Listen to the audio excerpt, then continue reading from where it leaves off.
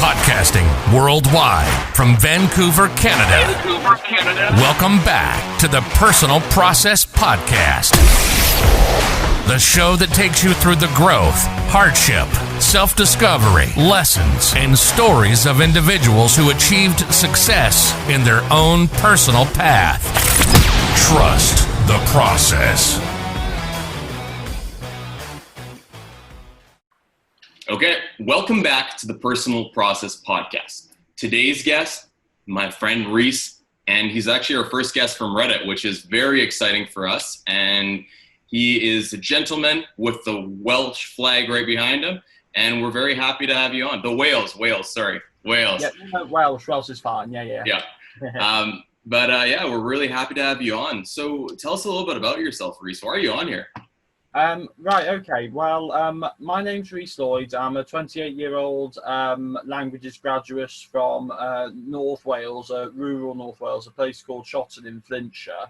Mm-hmm. And I have a BA in French, German and Italian from Bangor University and a further MA in Translation Studies from Bangor. And, you put on the Reddit sort of... I'm fairly new to Reddit, you see. Yeah. And you put on the r/polyglot thing and said, "Oh, I'd like to, do this shebang." And said, "Okay, I thought, give it a whirl,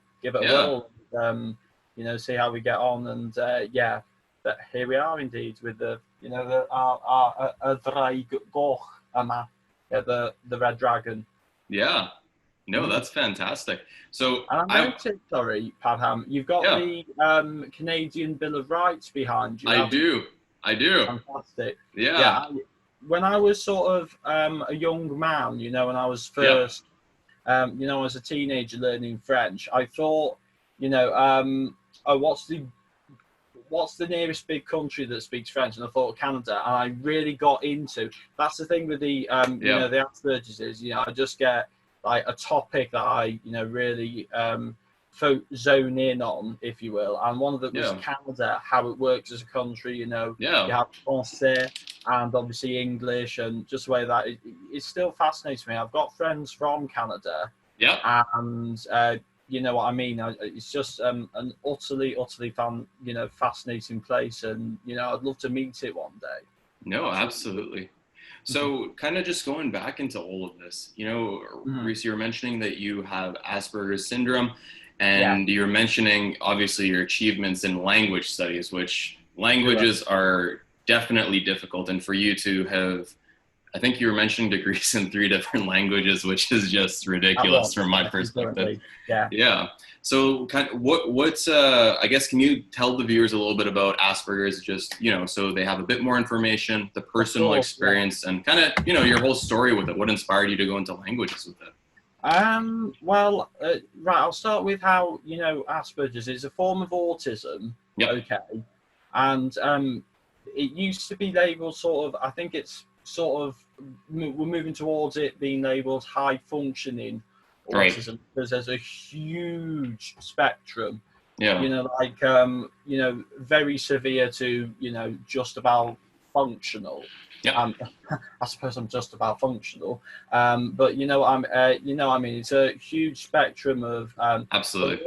They're very often like social deficits that are most noticeable about people like me who are autistic. I mean, I was never really very open about it until later on, obviously, because when I was in high school I was sort of tacitly segregated, with people of my kind, like that sit at the back at class, I mean, and for the ease of people whose job it was to support us, but supporters they didn't. Sorry, I could go on about that, but I'll keep it quick. And what have you. So people like me, people who are regarded as having communicational is that the word? Communication like deficits. We face the other challenges of like communicating in another way, in another language. And I think that, I mean, when I did my application supporting statement for when I was going into my MA at Bangor. Oh my word, 2 years ago now. Yeah. I mentioned that I felt a need to translate, even though, you know, I was using the same language as, you know, the people around me. I was brought up speaking English. Yep. And, you know, even though I'm Welsh, you know, I was only really ever fluent. I'm 28 years old now. Yep. I've only ever been fluent in Welsh from about the age of 24. So I think that's one of my greatest achievements. So, that's fantastic. You know, thank you. And I think that, you know, people expect me, he's not going to be able to, you know, talk in any way. He's not going to be able to have this, that, and the other. I just thought, no, bugger that. I'm just going to, you know, move forward and, you know, forge my own path. I mean, when I was speaking to, you know, I think about, I'm a bit of a little monster, okay? I like Lady Gaga. And, sure. And one of Gaga's songs is Born This Way, isn't it? And it's, it is. I like to think that I was, you know, born this way, you know, because, you know, I have autism. I was born autistic, and I was, you know, born to you fulfill a certain function. Do you know what I mean? Exactly. Like, you know, like, you know, it's just the way that you are. Yeah. Have been made. Exactly. And I think you know, I was made to sort of, you know, meet other people and, you know, come to, dare I say, love other people and, you know, just to reach their heart. Because I believe in what Madiba, you know, Nelson Mandela once said. What was that? Said that, a brilliant man. I wept copiously when he died. I just looked at all the tweets that came out about him when he died, because I was in Udine at the time. Oh, man. Yeah. And he said, you know, speak to a person in a language they know, it goes to the head. Whereas if you speak to the person in the language, their native language, it goes to the heart. And I thought, yes, that's what I do. That's what to do. And, you know, I mean, the things I've learned, because, you know, people I've grown fond of have been a great influence in my language learning. I mean, I have French, German, Italian. I have people in my life who are, you know these 3 languages. But, you know, there's this girl I'm very keen on from Azerbaijan called Nial, whose mum, oddly enough, is a pretty major fashion designer in Baku. So I think I'm punching above my weight, you know. And you know, I mean, I was learning Azerbaijani anyway because, you know, I have satellite TV, or used to.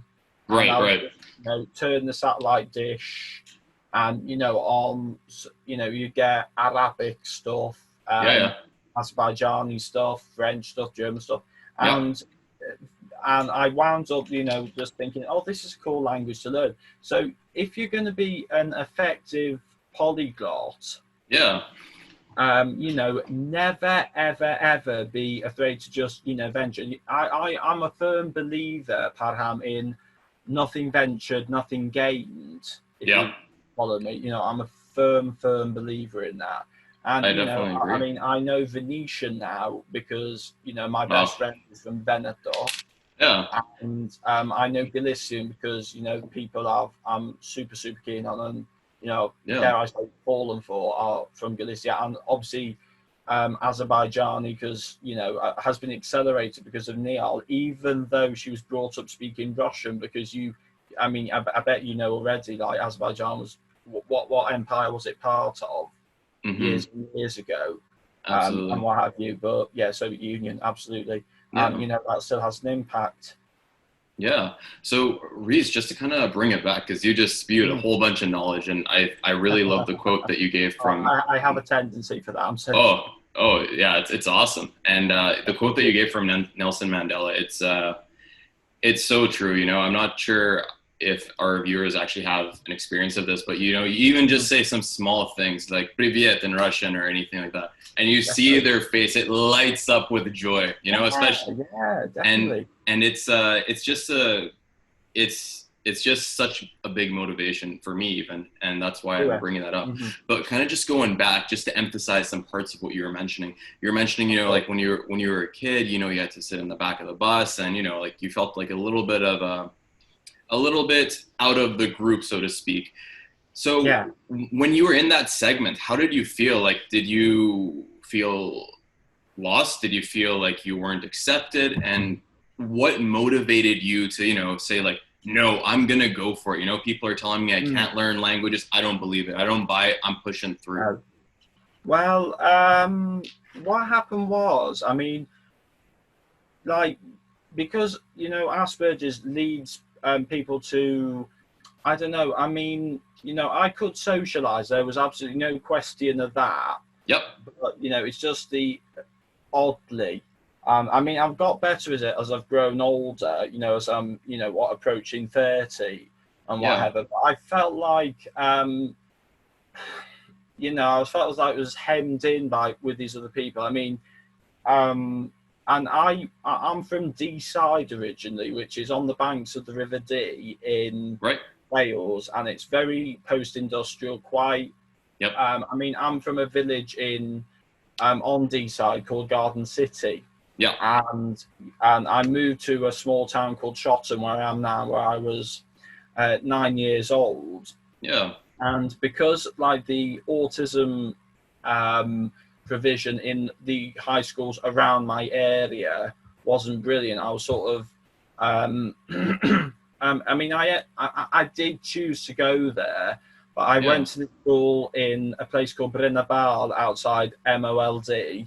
Okay. Don't laugh, please. Don't laugh. That is the name of the place. Yeah. It's called Wyddgrug in Welsh. But it's named Mould in English. And, you know, just, you know, they seem to lump people in too much. And very often I was actually told by a teacher whose job it was to coordinate, you know, people like us, you know, obviously their education and what have you, and the support system, for want of a better word. They said, excuse me, they said, she said that, you know, people like me had to earn the right to learn languages, which is, how did that make you feel? That made me feel, how dare you? How dare you? This is, you know, this is a way in which, you know, people can move forward. People can go past their horizons. You know, Absolutely. You know, a simple country boy from, you know, Deeside, from Flintshire, rural, you know, Riverside village in Flintshire. Yeah. You know, he could, you know, how dare you attempt to deny, you know, him the chance to, you know, bound forward, you know, live in Lausanne, study there, Udine, and Passau in Germany, and, you know, sometime in the Czech Republic, and, you know, being able to meet, you know, various people from all over the place, and just, you know, communicate, you know, reach out in some way. You know, how bloody dare you? Yeah. You know, I've not, you know how,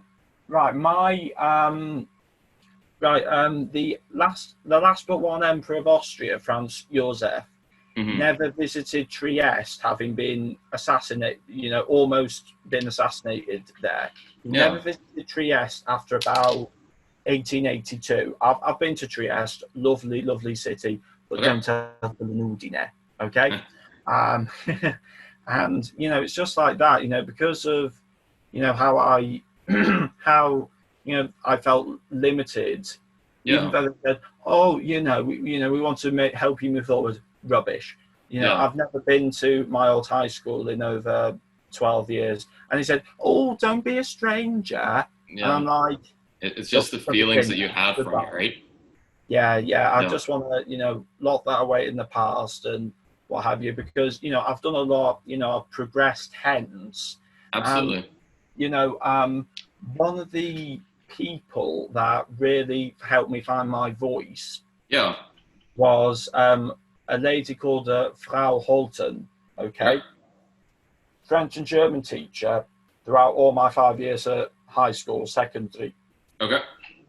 And she, you know, I went into the class perfectly normally, and I just took to it like a duck to water. I mean, I've been taught French from the age of my mum first taught me my first smattering of French when I was 7 years old, because the Rugby World Cup was on. And I just felt another another group of people, because the Absolutely. UK faces France. Yeah. And, there are neighbours, and knowing French, even at that even at that young age, I knew that I could speak with these people. Right. There was something within me that said, why not? Why not? And I started learning French at age 11. Age 14, I started learning German. I had to take a year out because they didn't offer French A level at my, the pre-uni. I don't know how it works in Canada. The pre-uni qualification before, when I was 16 to 18. Yeah. And I've kept the ball running ever since. I liken it to being like George North, who's a really, really good Welsh rugby player from Anglesey, which is about 70 kilometres from here. It's an island off the coast of North Wales. I could walk to it from Bangor. Right. And and obviously the objective in rugby, the main objective in rugby, is to have the ball and score a try with it, and you get 5 points, and then if you get the penalty kick, that's 3 more points. Yeah. Do you know what I mean? And as you've noticed, of course, Pam, I've got have you seen that? You got the jersey on. What's that? You got the jersey on. Absolutely, that's right. Yeah. In the UK, we just tend to call it a footer shirt, like football. Is that right? Yeah, that's right. And I still have to come to terms with the soccer football thing. So please be patient with me. All good. No worries. So just to kind of go a little bit back again, because just a little bit expanding. So French was like the first language you learned, and you're using, I believe, was it? Well, the thing is, it's actually my third language, because after English and Welsh. After English and Welsh, you're right. And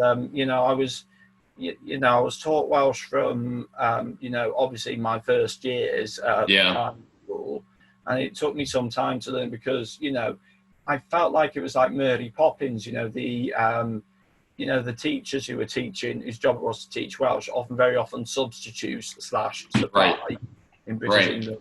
They stayed until the wind changed almost, and that impacted my my ability to use Welsh. But because I feel my patriotic duty as a Welsh person is to know and respect and use the language, and I rejoice in the ability I have to do so. So that was a very good motivator to have your Welshness in your heart. And I mean, I wouldn't be hanging this flag for any other reason. And I've got a picture actually over above my the light switch that doesn't work of Owain Glyndŵr, who is I regard him as father of the nation, because he led an ultimately failed rebellion for Welsh independence against the English that were treating Wales as a vassal state way back in the 15th century, I want to say. I think patriotism is, I must stress, I'm not a nationalist. I don't hate other people, of course not. That's disgusting.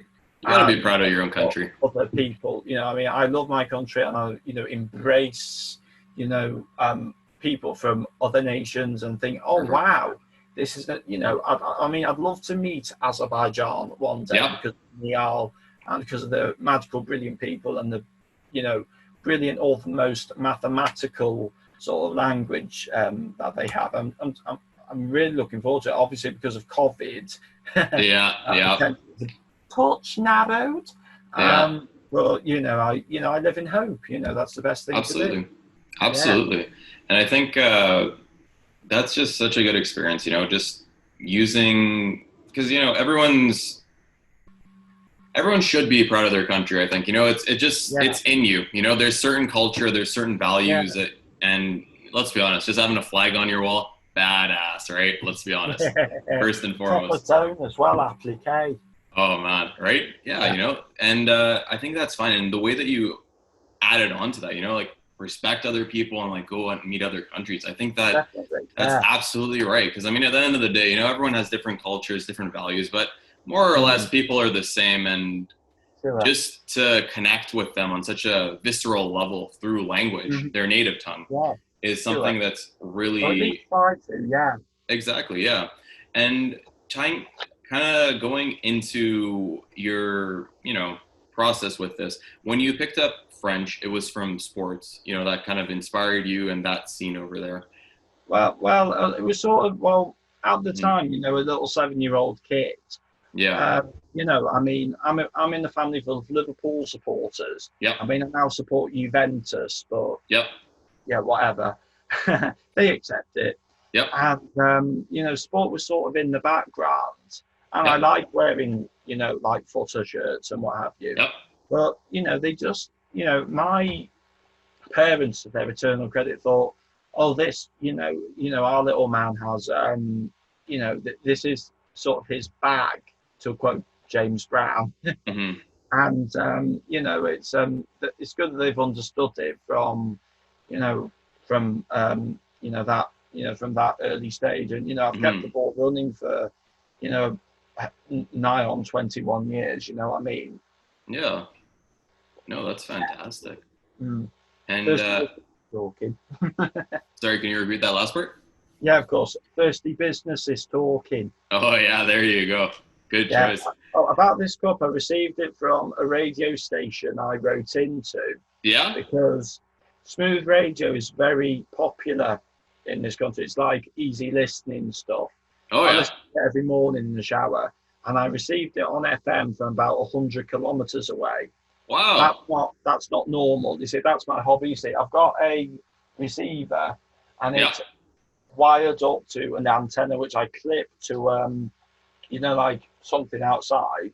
Yeah. And I help get further away signals and what have you. And I write in. And this is what I got for writing in, for writing into Smooth Radio in Birmingham. And that's I normally ask for like a card, a QSL, but this is it, won't it? Shout out to Smooth Radio. Yeah, I love Smooth Radio. Yeah. So Reece, let's go a little bit more into your language. So you said it's French, German, and you're learning. How far are you in, for example, the other languages you mentioned, like Azerbaijani and all those? Yeah. Well, actually, one of my lockdown projects before I found work with a pretty major supermarket chain in Iceland called, in the UK. Yeah. Called Iceland. Okay. Interesting. Customer care, helping things along. I was in work today. No wonder my voice sounds absolutely knackered. And before that, my lockdown project was to learn Urdu, the national language of Pakistan. Yep. And Farsi. Now, I understand. Now, are you like Iranian Canadian? Are you? Yeah, I speak a little bit of Farsi, Khubi. Yeah. Oh, ببخشید. I love it. فکر نمی‌کنم که فارسیمان بسیار at least I'm trying, right? Oh, you sound amazing. فارسیت عالیه. راحت باشین. خیلی خوبین. For those of the viewers who do not understand Farsi, we're pretty much just saying that Reece was mentioning that his Farsi is not that much, and it was going in the direction of good. So I'm like, oh no, don't even worry about it. You're doing great. And and again, back to the Nelson Mandela quote. I feel you hit me in the heart right there, right? Yeah. And actually, speaking of languages, I mean, I keep revisiting, various languages I've had encounters with. Like, something in my mind tells me that's not a bad language to learn. I mean, I'm just looking at above my wardrobe. Yep. I have that many books. I have to pile them on top of the wardrobe. Yep. I mean, I've got like a book about Venetian I mentioned. Yep. French to Welsh dictionary. Yeah. A book about language in general by Mario Pei. You know, Yeah. he was knocking about in the 50s. Brilliant, you know, linguist. Afrikaans, Polish, Afrikaans. Wow. Welsh, of course, Yeah. and you know, Swiss French, because my French was consolidated in Switzerland. That's why I have a slight Swiss French accent. Yeah. You know, perhaps when I've had a bevy or two, it gets it gets a lot stronger. I mean, you know, I go into full whack Bavarian when I've had a few, you know, and I should be using Hochdeutsch, Yeah. you know, but it's because I like my mum said, like, it's not very common. I mean, I drink cafe liscio, okay, like espresso. Yep. And you know, that's a fairly new thing for British people to do. Yeah. And you know, and my mum just said he just really embraces, you know, these habits he's picked up from various countries. Like, you know, I mean, you know, like, even the way, you know, I sort of sometimes criticize the way that, you know, my family sort of have Italian food. Like, I said, no, you don't have, no. They're like, have some meatballs. No. That's just Lady in the Tramp. But to be honest, yeah, I'm partial to something like that from time to time, you know. Yeah. But whatever. So, you know, I think you know, it'll be enough to, you know, I think if you want to, you know, I think you need a bit of, I don't know, to be committed to, you know, if you're going to be a decent polyglot, you have to be committed, you know. I mean, you know, it's basically impossible to understand me as a person, you know, without understanding, you know, that I'm a language nut, for want of a better word, and, you know, just, you know, I just live to learn about other people's and how they, you know, communicate, because, you know, I've basically had to learn how to communicate in various ways that differ from my own. Yeah. You know, you know, the one, you know, and the way I've communicated has developed, and so, yeah, you know, it's been a continual process, absolutely. Yeah. So Reece, kind of just following up on that. So one thing that I kind of got more information from you is you were mentioning to talk about some overcompensation that had to come in, and due to your own specific situation. Do you mind following up a little bit on that? Yes, of course. I mean, I started speaking, you know, perfectly normally, like saying nan, man, dad, you know, stuff like that. Yeah. And then I sort of mute between 2 and 6, and that sort of process sort of led to, you know, the diagnosis. Right. And you know, I mean, even at the age of 8, I was just, you know, because I was just learning to talk again. I mean, obviously, it hadn't been something wrong, you know, like a stroke or something like that that would have caused that, you know, in an adult or someone pretty old. Absolutely. And, you know, something dreadful like that. That just didn't happen. You know, I would just, you know, I would look at I would look at like numbers on TV, like GMTV, and say, okay, call this number if you, and then I was like,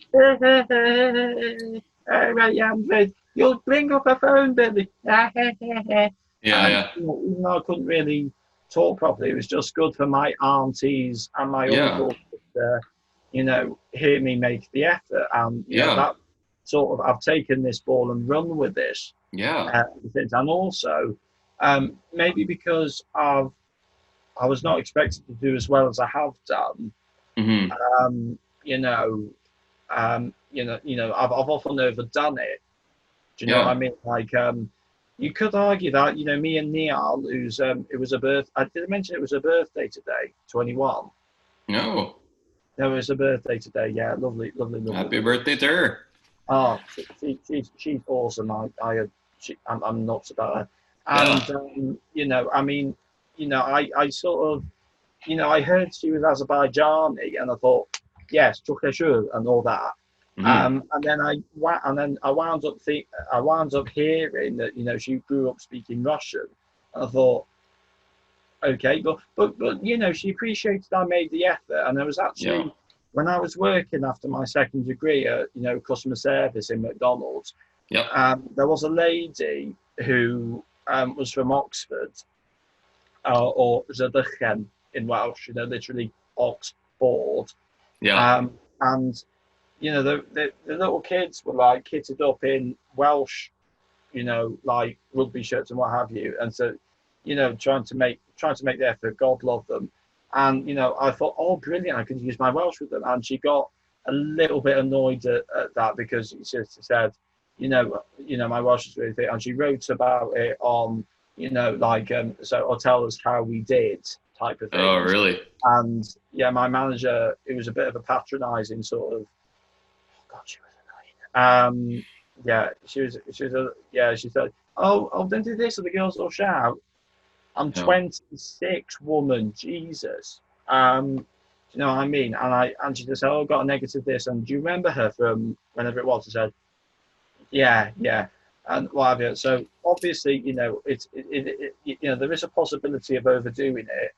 I'm always conscious of that. But, people have often actually admired me for this. Like, even people with whom I studied languages at Bangor first time around, they were just like, I not to blow my own trumpet, but I felt like, they absolutely, they absolutely adored me when I was nothing about, I rocked up at a party and everyone just applauded, saying, it's Reece, it's Reece, it's Reece, it's Reece.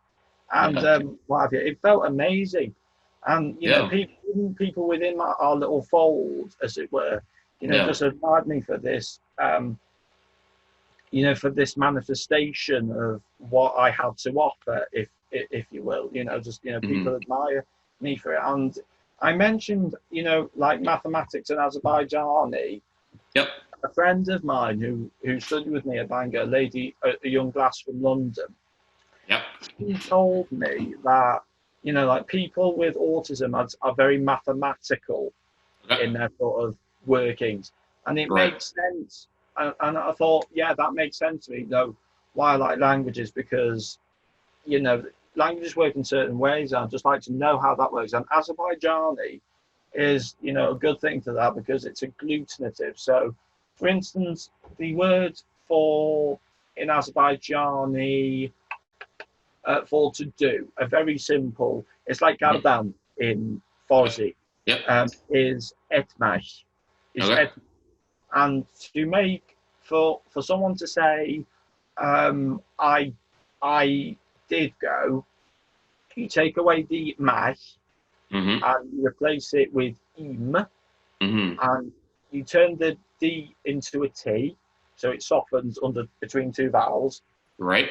And it becomes, oh, sorry, I got that wrong. It's still ETDIM, so it's E. And also, to say I had done is etmiştim.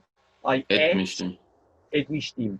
It means, et to do, past, like have done, and dim is like past in the past, like perfect, and what have you. So adding all these little bits together, create a whole, and like 1 + 1 is 2, and exactly, and what have you, and like etmişmiş plus dim is I had done.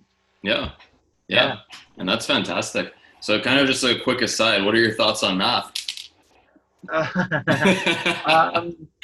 Oh man, I maybe because people were saying, "Oh, you have to get a C in GCSE maths and what have you." I'm not a brilliant math man. I mean, I need a ready reckoner and what have you, and but there are parts. I mean, when I was studying politics at A level, maths entered into it, but just very basic addition and just when we were working out proportional representations, so there are 101 seats in this parliament. And the Labour Party have won 25% of the seats. How many seats would they get? And it'd be like, well, it might be 25, it might be 26, it might be 27.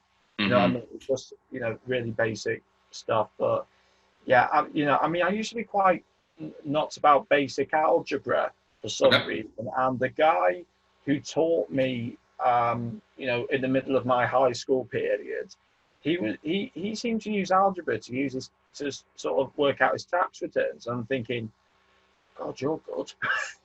Yeah, that's use it. Yeah, wow, mental. Yeah. So it seems kind of like the functional aspects are the pros of that, which I agree fully. So kind of going a little bit back again, Reece, you were mentioning that from 2 to 6, you're mute. So from 0 to 2, you could kind of talk a little bit, and then all of a sudden you went like, what happened there? And like, I really don't know. I mean, you know, what was going on with me at that time? I mean, my parents would often regale me about it and what have you. I mean, I really wish I had, you know, a straight answer to that. I mean, you know, if it was, such a unique thing to happen. Yeah. Maybe, you know, just like laboured sort of talking, you know, until 2, and then the thing. I mean, when, you know, autism sort of manifests itself in that time period anyway as a toddler.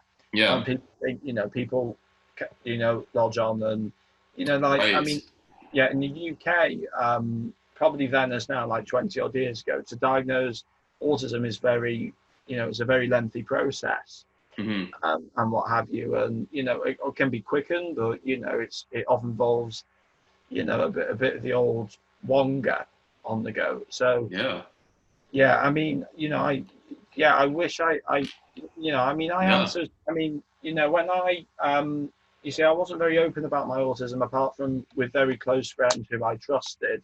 Until, you know, somebody mentioned who had autism, mentioned, oh, you know, I shared the status on my Facebook to say, okay, share with me, you know, that over which we've bonded.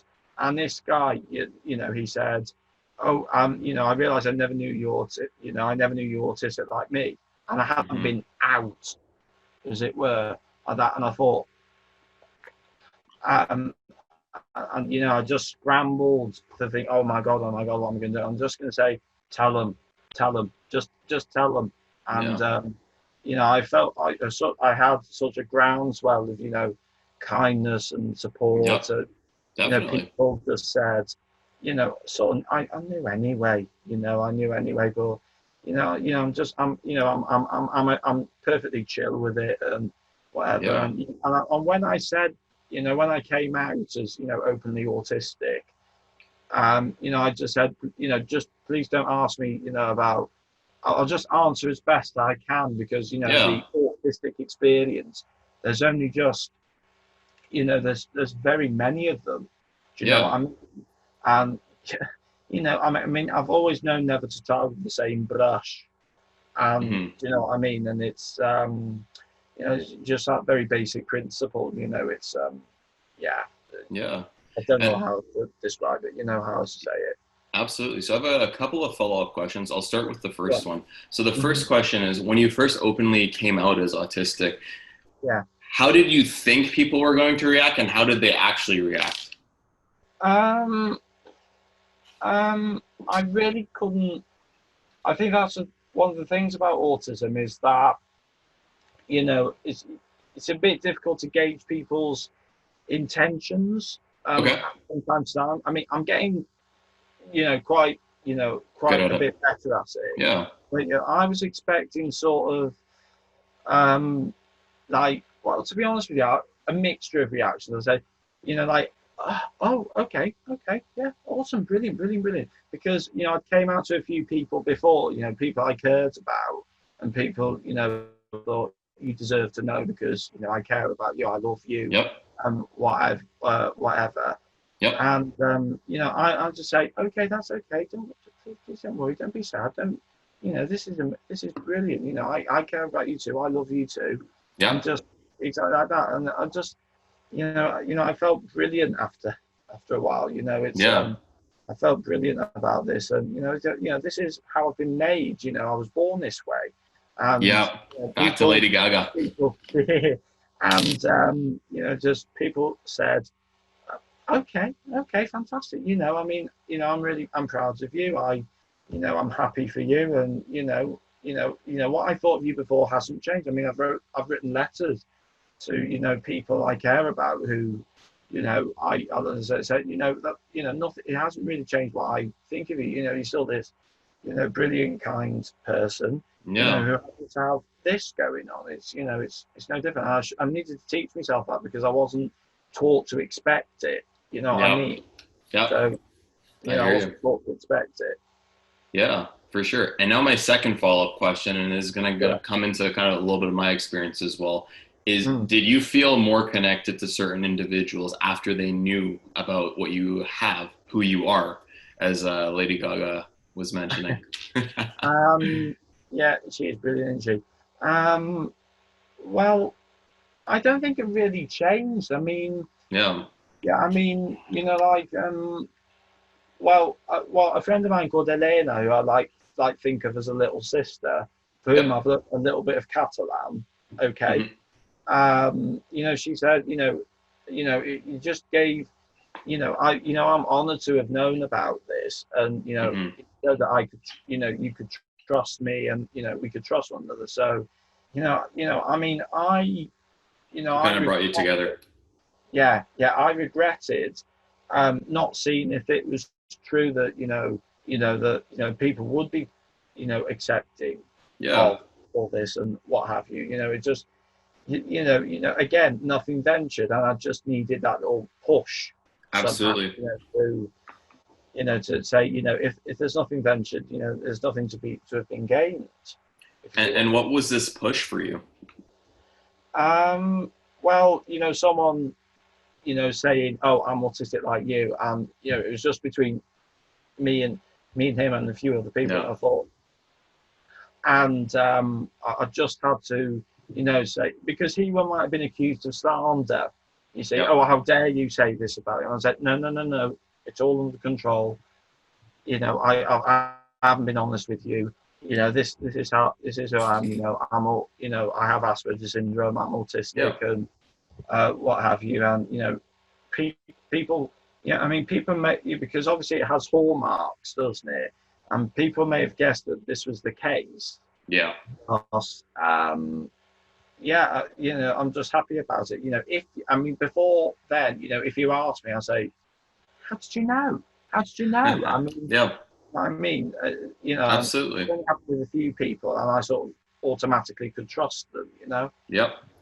And I think that's very brave of you to share, because it's obviously not something that's easy, and I think it's not necessarily even the just having autism. Everyone struggles with something, whether it's mental health, whether it's physical health. The spectrum goes on and on. But just in my experience, Reece, and I don't know if you can concur, but I think by sharing these weaknesses with other people and sharing these, not even weaknesses, just these differences from the norm that's established in society, it kind of opens up the door. And similarly to the Nelson Mandela quote, with the language is piercing the heart and really opening it, opens other people up, because everyone has certain issues, whether it's their problems or the environments they're in. And I think I wish more people were like you and opened up and shared these experiences, because I think even right now with the whole mental health movement, I still don't think it's enough. I think some people certainly still have the whole venture of I'm the best, I have no problems on their social media, Instagram, when after they're out of there, they're just like, oh, I'm so sad, I'm gonna binge eat some food, or just cry. And all of those things are fine, but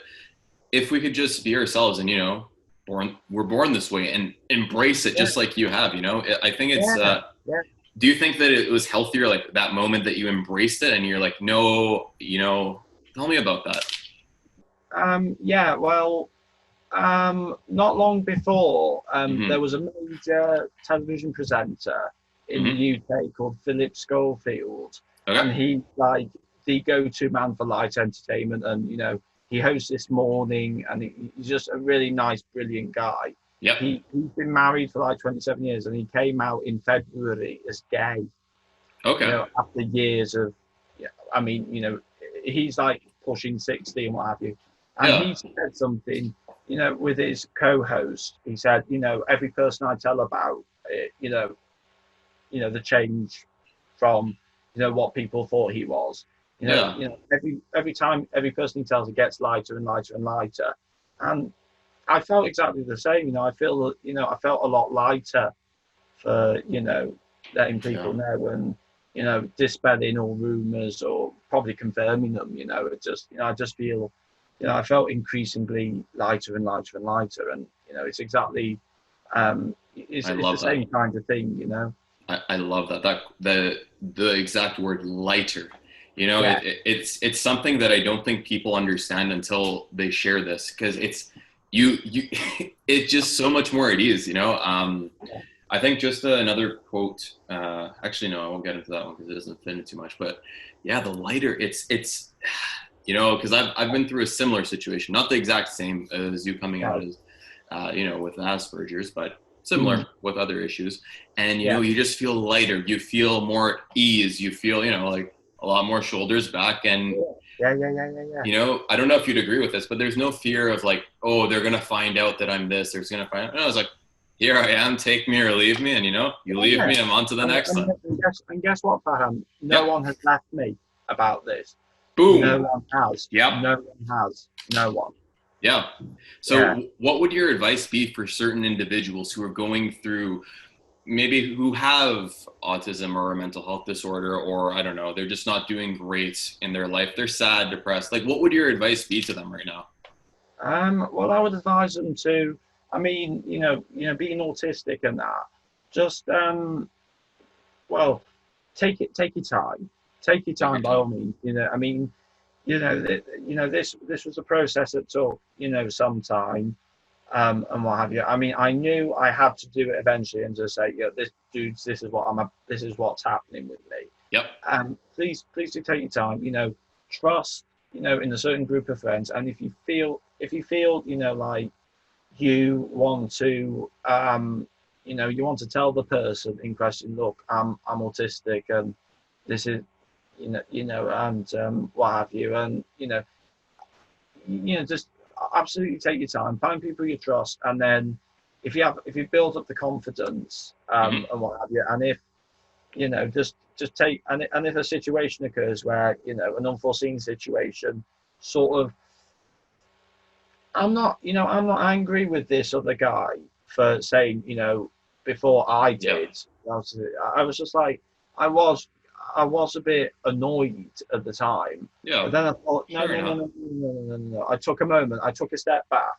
A step back and said, I really ought to have said something to save him from doing that. Yeah. There was no oh God, no, there was no blackmail involved. Believe me. It's not like this 1940s, 50s. Do you know what I mean? With Victim, that Dirk Bogarde film. That just wasn't happening. It just, and I just said, fine, people, people seem to respect me. People seem to, they don't seem to mind. They don't seem to mind, they take me as I am and, this little thing. Yeah. But if you just take your time with it, just take your time.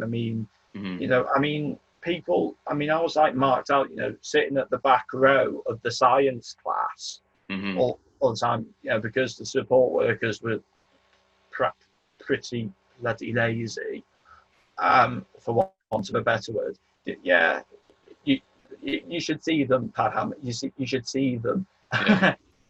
Thought. I'm sure there are some that are great though. Yeah, but I wish I'd met them. Yeah. I sort of was made to stand out. Yeah. For no good reason. And then, later on I found out that, I do stand out. I was made to stand out, and I stand out in my own little way. And, absolutely. And people think, wow, look at him. Yeah. And whatever. So, yeah, I feel almost lost for words here, but yeah. So kind of just take your time with it. Know that the majority of people, in your case, everyone, which is fantastic, will stay with you, and it will be a little bit more of an intimate connection. And I'm not sure if you had this experience with yourself, Reece, but when you told individuals that you were autistic, did you feel like they shared some things with you or about themselves? Not well, not really. Just like, well, a friend of mine who used to be a Mm-hmm. university professor in, she was from New York. Okay. I met her in the Czech Republic when I was working there. Okay. And she said, we've all got something, You've all got something. diagnosable or not, and you know, respecting whatever that is makes us humane as Yep. opposed to human. Do you know what I mean? Yeah. And and she just gave me, this brilliant advice. Say, if this person, if there's someone who dares, who completely, like sort of disregards you for being that which you are, just Yeah. forget them, forget all about them, and what have you. And thankfully, I haven't had to forget any people, Yeah. like that. I've been quite, fortunate to, Yeah. have such a support, not only from my family who knew from day one, Yeah.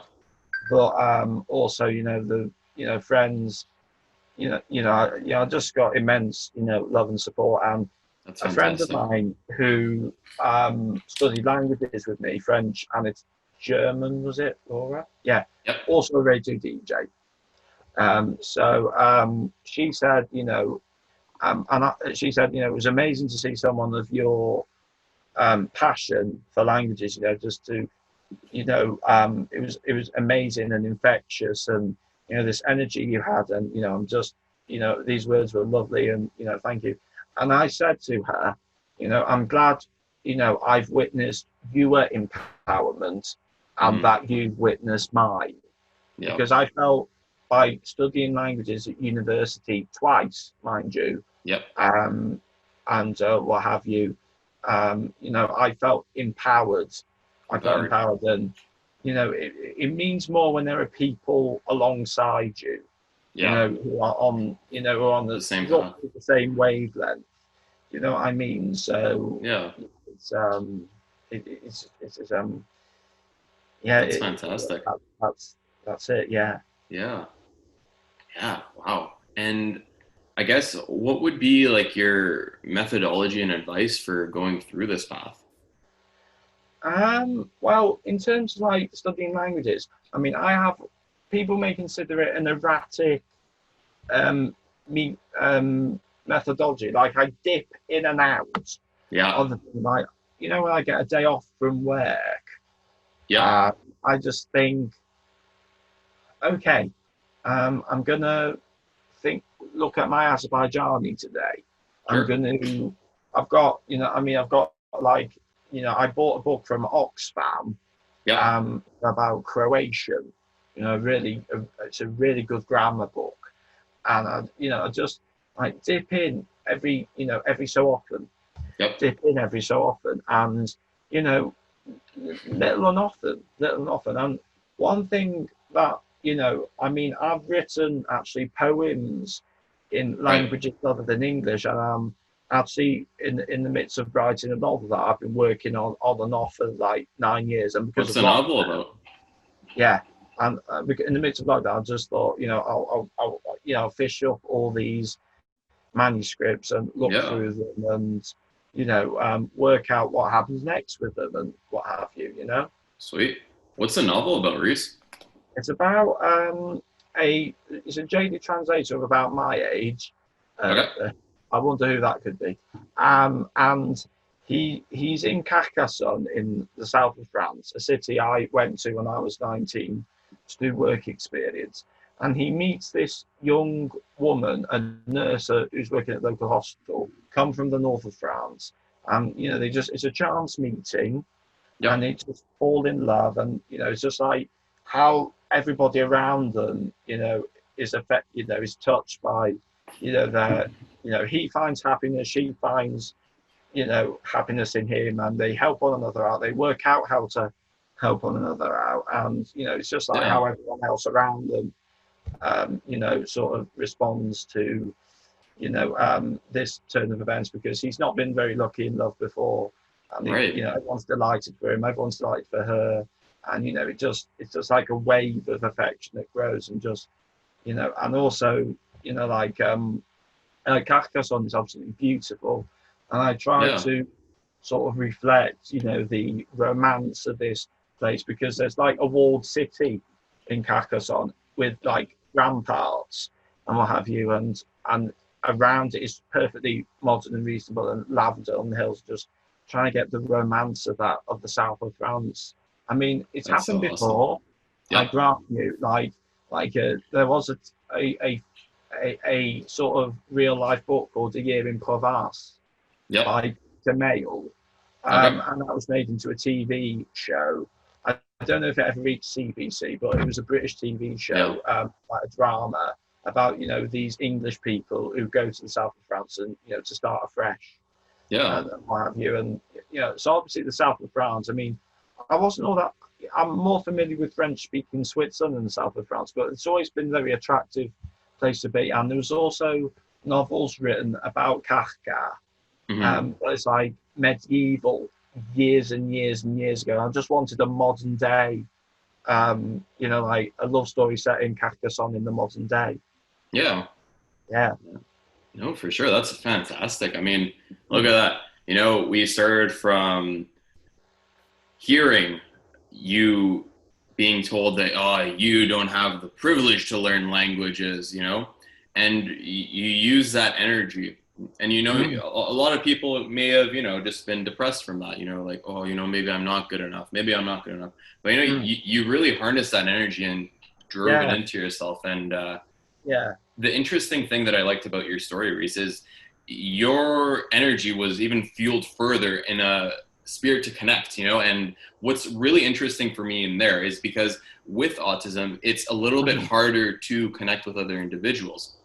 And when you were mentioning, Reece, that, this was your passion and this was the reason you're learning languages, it's kind of like you were just overcoming each hurdle, each odd, and you're like, I'm going to do this. And it's just fantastic. It's not just one language, and it's many, and it's not even like the main language. It's like Azerbaijani, like not too many people speak that language, but like I want to connect with my friend, and it's I don't even have words to describe it. It's beautiful, Reece. It really is like what you're doing for other people, and it's even inspirational, and I would say, because a lot of people, like I mentioned, they would just be sad or watch TV to take their mind off these negative messages. But the way that you've used this energy, the way that you've gone forward, you're a polyglot yourselves. How many languages do you speak?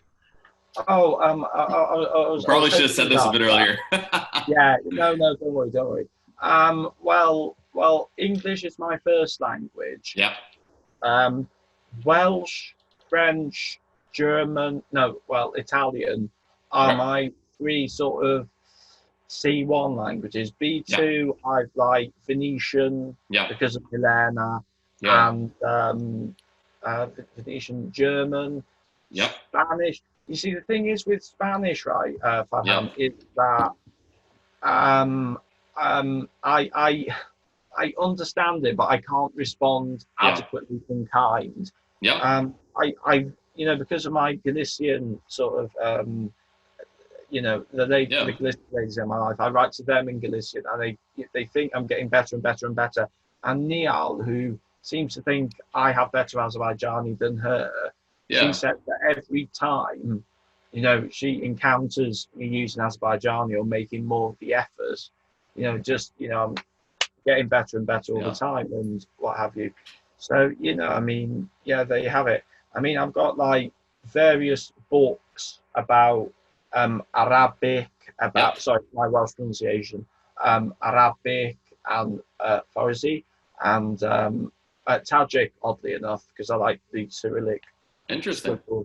And what have you, and there's also Urdu. So, just more than 10. I think and of course, I think you would need about 30 people to analyze how exactly my levels of language are. I mean, I bought recently a book to help me with Turkmen, just for the fun of this, for the fun of it. And would you think that's the most important thing, going into languages for the fun and the connecting?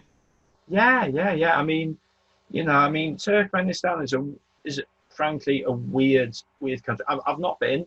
I'd like to, but like naming your mother naming a day of the week after your mum, or bread after your mum. I wouldn't, I mean, my mum is called Dawn, so she doesn't need that anymore. Yeah. The boost, so yeah, what have you? It's an interesting different twist. I can look, beyond that and think, and also it's a really intriguing language because the s and z sounds are in the standard language lisps. They're and the. Yep. Yeah, and what have you? So Turkmen sound like they're lisping, but they're speaking the language absolutely fine. It's just, the development of sounds. And I mean, I'm actually pretty good at like analysing sounds and that's an alveolar fricative, that's a voiced alveolar fricative, and what have you, laminal, and what have you. I mean, I can use the IPA, in fact. So the International Phonetic Alphabet. If you in really good dictionaries, it's like I'll show you what it looks like actually. So sure. Right. Okay, I'm just going to give you the word for church. Okay. Yeah. Can you read that? Okay, it's that's what it looks like. Oh wow, that looks like a calculus integral or something. Yeah. Well, this is actually this type of paper is used in France to that fine copper plate, and I'll give you a bit more. That's sort of the topics I want to discuss with you, and also you notice that's my handwriting. I use this very fine penmanship. Oh, thank you. Yeah, I mean, Niall, this girl. Azerbaijan.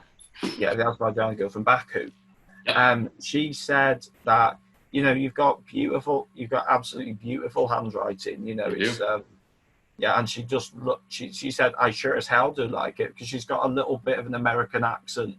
Yeah.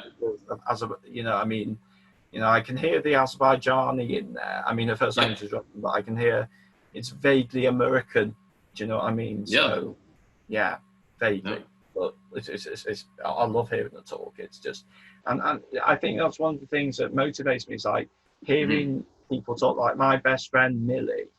I mean, I love hearing her speak. I mean, I could hear her talk for hours, and it'll get me to shut up. One of the few people to get me to shut up, and I have a thing for voices. You see, I just like hearing, a voice of someone you care about, and a lovely, cute, dare I say, sexy voice. And you think, oh man, I just want to, just talk to me. Just keep talking to me, Yeah. No, I hear you. Yeah. That's fantastic. I mean, I just love the story, and kind of just to go back just for a little bit of a clarification. So the C1, B1, A1 system, correct me if I'm wrong, Reece, but I think C1 is like perfectly fluent. C2 is just a little bit less than perfectly fluent. And then B is kind of like intermediate, and A is beginnerish. Well, the C scales are sort of, between native language and fully proficient. Right. B2, the B range is sort of intermediate, and the A range is sort of starting, baby steps. Exactly. According to the EU thing, I don't know if it's the same country, so it's the EU sort of framework. For sure. Yeah. And you were mentioning you have around 3 or 4 C1 levels, which is incredible. And even your intermediates, I think you have 3 or 4, and that's no easy feat even by itself, right? And even the starting languages, it's from different family groups, and some of the things. I mean, the language that you were showing us looked like an integral, my man.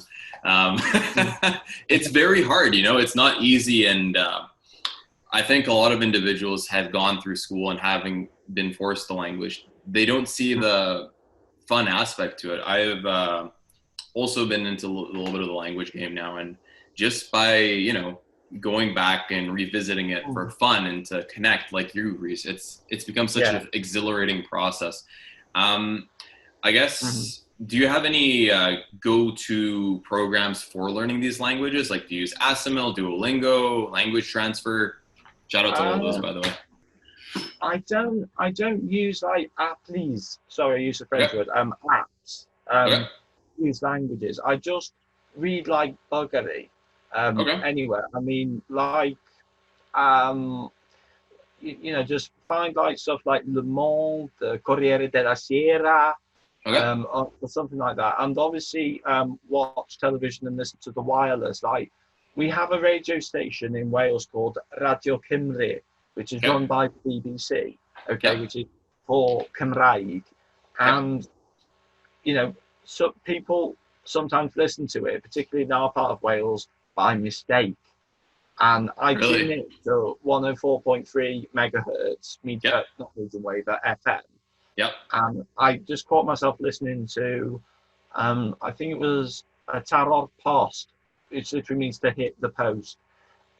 It's like a talk show, sort of mid-mornings, if you have like BBC Sounds. And I just like listened to Cymraeg, and I knew, it was just a couple of months ago, like I just knew that, I understood a lot of what I was saying. So, from a few years prior, I wouldn't touch it with a browser. I'd just like, have a cheeky listen every so often and understand enough of what I say, and just also note down. I want to show you something actually. Please. Yeah, this is, I use notebooks like this, a Clef pen, and I note vocabulary I've encountered from TV or radio or whatever. These date back like at least like 9 years. On this spread, I've got Italian, Phoenician, Neapolitan, Polish, Italian, French, Welsh, and Azeri right there. There you go. And it's, I just select them almost like I would stamps. I just collect them. I just leaf through them and think. I've in fact like repeated like vocabulary sometimes, but whatever it happens. Like for instance, this one I've started filling in last year. Are you familiar with the TV series Hello Hello? I'm not. What's that one about? It's a British sitcom set during the Nazi occupation of France. It's based on an older TV series called Secret Army. Like obviously the serious, straight-laced drama. And it was about this cafe owner and his wife with dreadful singing, and the servers who quite fancied her at the cafe owner, and the Nazis kept frequenting his cafe, as did French resistance. Right. And there's this character there called Officer Crabtree, who's meant to be an Englishman posing as a French policeman. Right. And it said good morning instead of good morning. Morning. And in Estonia, they put subtitles on everything. So they say something along the lines of, okay, like, I don't know any Estonian, but it said "Prepagondat etastada" or something like that, which to outrun propaganda because of the mangled vowels, and it's subtitled the mangled vowels. Right. When it actually meant "propagandat etastada," which means to deliver propaganda. Really? And also, the subtitle said "Ukule on vaya plid ya hebet" instead of "Akule on vaya plid ya hapet." Right. Which, because of the mangled pronunciation. And I translated it roughly as, for the jaw, a stove and a shrill are needed, instead of, for the battery to power the radio transmitter, lead and acid are needed. So, it's just interesting to see how they coped, with this mangled English. And that's crazy. They could have dubbed it as they did in France, To sound like the Prime Minister of the time, Ted Heath. Well, it's just interesting. I've just scribbled this down. As a note. Yeah, of course. Yeah. That's one strategy. I mean, it was a lot easier for me when I had, the satellite. I could turn a dish to 5 degrees west of the French stuff, 13 degrees east. I mean, in North America, you're going to be like hundreds of degrees out. Yeah. You know what I mean? And, we're just sort of like, it's well below the horizon. Right. For us, the stations, you can receive and what have you. So that did help. But, things like Zatu and, having a VPN that changes country. Like, I mean, I wouldn't have been able to get this Estonian stuff had I not changed to my country, my VPN. Estonia. Yeah. To get ETV, the local, the national equivalent of BBC, Channel 1, BBC One, Absolutely. Yeah. Yeah.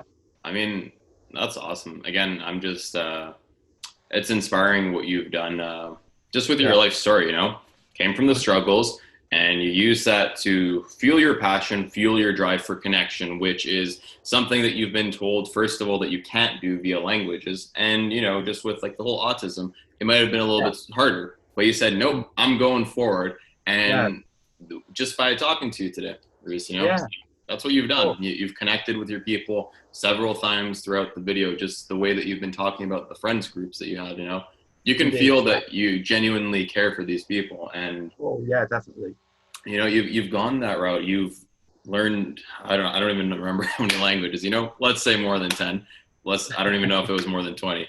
But I can barely keep count myself. On my word. Yeah. Like I said, we need about 30 people to say, hey, you come round and see how, what his level is, No, I hear you. Yeah. And, and you're an author now too. And even I think the book kind of captures this too, it's just connection.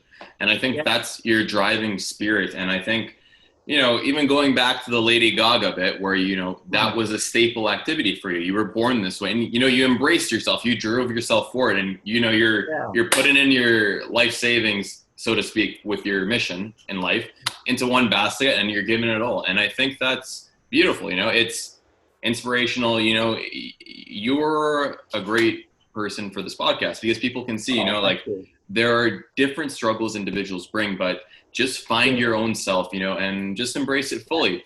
And hopefully, like Reece, no one will leave, but even if they do, you still have a bunch of other people who are in your corner, and absolutely, it makes you lighter. And that was a very nice point that you hit right there, Reece. And I'll be able upon this recent unpleasantness, I mean, I'm earning enough. I'm putting money away in an old airmail envelope, and just visiting all my mates again in Galicia, in Italy, not even out with, the UK, just think, oh God, I miss you. Let's just meet up and just coach. And that's the Welsh word for a hug, by the way, coach. It's spelled Charlie, Whiskey, Tango, Charlie, Hotel. It's coach. Yeah. It's it was very popular because of a sitcom. It sort of outspanned Wales because of a sitcom called Gavin and Stacey, where someone from southern England met someone from southern Wales online, and they got together and got married, and sort of the culture clash. Even though they share English, right? There's things going on, obviously. It's pretty good. It's pretty good. That's fantastic, Reece. Yeah. I think we'll probably wrap it up in just a few minutes. So, Reece, just before we go, is there anything else that you'd like to share with the viewers? Any insights, any lessons, anything else that you think that maybe I didn't ask you about that you'd like to speak about? And if not, that's fine. Sorry, I just want to have a look. Yeah, take your time. Yeah.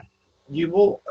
Just one thing I'd like to point out. With someone like me, like my native language is English, you will find the other languages impact on your English, not necessarily grammatically, like little phrases crop up. Like I work in a call center, dealing with Iceland's customers, oh, an order's got something missing, or has an order been placed, or I'm expecting this delivery, why hasn't it come, blah, blah, blah, blah, blah. Yeah.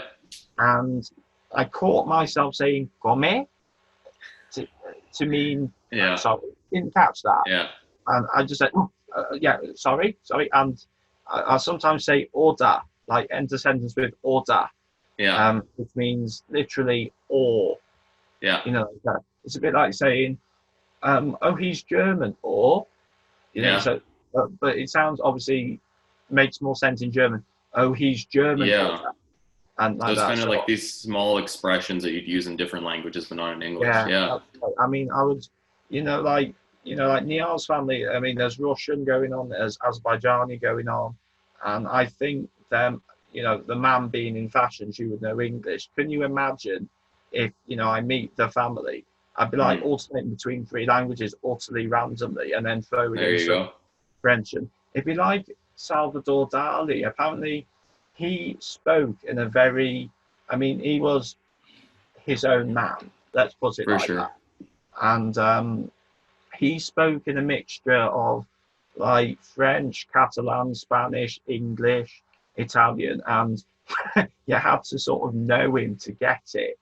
Absolutely. And a friend of mine actually said, I'll never forget this. And I mentioned it with Niall, when we've been texting. Yeah. When she mentioned how brilliant, she thought I was at languages. Absolutely. And I said, and this mate of mine, Owen, told me, you should really have come with subtitles, Reece. I feel like it was like like that, Yeah. Yeah. Well, you speak so many languages, and I think it kind of turns a person into a little bit of an entertainment thing too, right? It's like, wow, like this is so interesting. Let me turn on the French Reece. Yeah. But no, I think that's fantastic. And I guess what's kind of in the future for you in terms of languages, your future vision? Well, hopefully I want to get published, with as an this author? novel, and just, do whatever I need to with that. I'll obviously seek advice of people, to improve the manuscript and whatever. The amount of drafts I've gone through, do you know what I mean? I just think of something like in the middle of the day and think, this needs to be in chapter 3, like change a quote or add, take away something. And this happens all the time, but it's rather it happens now than it never happened at all and something, something mediocre. Or absolutely. It's a bit like I'm a bit keen fan of. Are you familiar with a YouTube thing called Down the Rabbit Hole? Yeah, just going into a whole spiral of random things. Yeah, Fred Knudsen, and he has his mate Jabroni Mike, and they were reading Empress Teresa, which is an absolutely god awful book. I daren't buy it because I don't want to encourage the bugger. And he just reads it out and it's just like, oh my God. And he approached people for constructive criticism about it. Oh, perhaps not like this, perhaps not like this. And I'm just thinking, Christ, I'm glad I don't write like him and what have you. So, Norman Boutin, the guy who wrote it, you might as well talk to a brick wall if you want to talk to him. So fair enough. So, that's I'll seek advice about that. And, my sort of ideal future would be, I studied in Lausanne for like 5 months going into summer 2013, okay, 7 years ago. And my sort of dream would be, to have a house in Runor and then take the tram every day to go to Ripon, Ripon, and rent an office there, whether near the main library of the city, and just be able to watch the mountains of Evian like on an Evian bottle, because I lived in digs opposite the hospital where Michael Schumacher was admitted after he was behead bumped, and to use a Simpsonism, and it happened not long after I'd left. Actually, he was, brought there, and obviously, taken out under cover of darkness because I asked my Erasmus buddy about it, and I said, "Oh, okay, you're my feet on the ground. Have you seen anything?" Because the radio, the local Swiss radio, is one tram stop away, and I would often see like personnel wear like DSR, sort of like jackets, and just say, "Oh, I'm a journalist working for the radio." Right. But he said, "No, I haven't seen anything suspicious around that because you're still knocking about in Lausanne at the time." So obviously they evacuated him and then told the press. Do you know what I mean? I mean, understandably, because they're a bit snap happy. And anyway, as I was, going from my digs to the tram to the metro station that I need to take to go to uni, I would just see the mountains of Evian and the zebra crossing. Yeah. And I thought, this is amazing. It's like 30 miles away, but that's what I could see on the water bottle for years and years and years. Yep. I see it every single day made real. It's it's astonishing. I mean, I hang actually a Swiss flag here.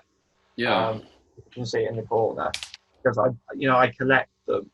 You see, and I actually got an Azerbaijani one. Right. Recently. A couple of days ago. It should be coming. It's from a factory in North Yorkshire, a place I know very well. A very nice rural, huge county. It's the biggest in England. Right. Like you can go. I mean, this might mean nothing to you as a Canadian, but you can go across it in about 3.5 hours and still be there. Wow. In North Yorkshire. No. Gorgeous place. And what have you? So they're sorting that out. It may be with me just before Christmas and what have you. But my dream is to have a nice, comfy life in Lausanne. And Awesome. I mean, we left the European Union, this year, didn't we? Because of Brexit. And what have you. And hopefully, I'll gain, EU citizenship back. And even if it means, being a citizen of another country, like being Italian or what have you, all right then, I mean... You already got enough languages to probably fit a couple of countries in the EU. Yeah. I dare say. Yeah. That's fantastic. Well, I wish you luck in your journey. Cheers, and man. I think Reece will probably cut it there. Yeah. Great talking to you, dude. Likewise. So to the viewers, thank you again for watching another episode of the Personal Process Podcast. Our friend Reece, the polyglot who has traversed through the challenges of his upbringing and utilized that to fuel his success in his future as a polyglot, as a connector between friends, and as a future author. And we'll see where you get to in a couple of years, Reece. Thanks again for coming on. Cheers, mate. All the best.